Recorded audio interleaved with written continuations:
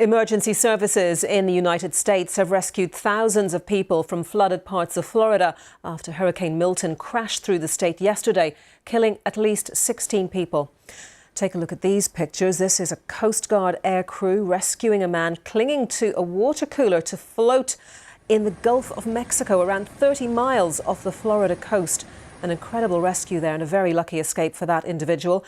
More than 2.5 million homes and businesses remain without power, and authorities are warning residents not to return home because of the hazardous conditions.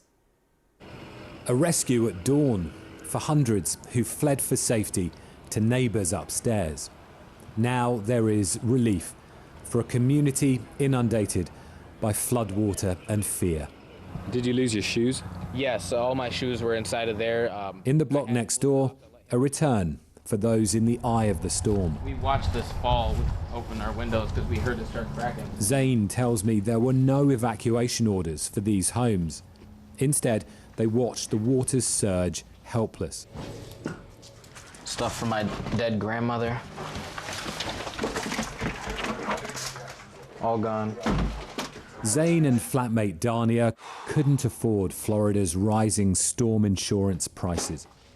Now they say they've lost everything, but at least they didn't pay with their lives. We kind of started to panic.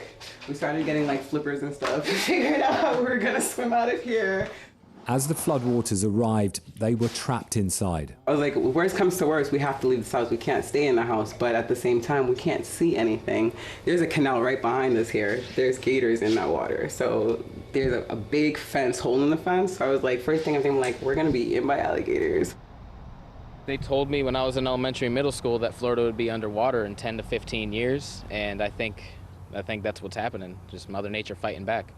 Fighting back in what way? Well, just the earth, the way it is right now, and how much we like pollute. This community is battle hardened when it comes to storms. But look at this. They've had 2 hurricanes here, back to back, within a fortnight. And so people here are asking the question how long they can keep going like this with the risk getting worse by the year.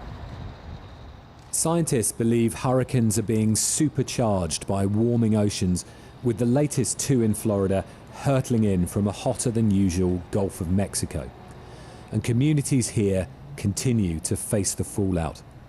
Now they return to survey the damage, and many will wonder how many times they can keep trying to come home.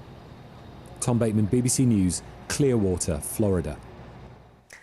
And let's just move a little way along the Florida Gulf Coast from Clearwater, where Tom was reporting from, to speak to the Mayor of Treasure Island. That's Tyler Payne. Thank you very much for joining us on BBC News. And I wonder, have people who left there in advance of Milton started to return? How bad are things looking? Yeah, I just drove around the island just before this interview, and there are still not very many people here. We were certainly spared. We fared much better than we anticipated with Milton, which was just a double whammy after the significant impacts of Helene. I'm standing in front of my parents' house, my childhood home where I was raised, where my dad was raised, and during Helene they had water up to the door, the handle on the door here. So everything inside their home was destroyed, and it does seem like everyone really heeded the evacuation orders much more seriously this time and left even further. So I think that's why we're seeing not a lot of people back on the island, but yeah. And what level of state and federal help are you hearing about, are you actually getting at the moment? The assistance at all levels of government has been really great so far. The biggest project that we have is the debris cleanup, because we had, like I said, homes throughout our city. We have about 6,000 residents. We're a barrier island in the Tampa Bay area, and about 75% of our homes had that 2 to 3 feet of water in them after Hurricane Helene. So everybody's belongings, all their personal items and their furniture is out by the curb and was there during Milton, which was very nerve-wracking because that could have caused some significant damage. But it fortunately didn't. It went a little bit to the south of us. But that debris collection is going to be our biggest hurdle moving forward. So a relatively lucky escape from Milton from being in the eye of the storm, because you are really on the front line of the Gulf of Mexico there. There's a real question then going forward, isn't there, for the community of Treasure Island about how it can keep going through cycles like this and trying to recover. What are your thoughts on that? Right. You know, a single level home like this, I think, is just not really going to be a thing of the future any longer. For a long time, we've had a lot of residents that have invested a lot of money into renovating these ground level structures.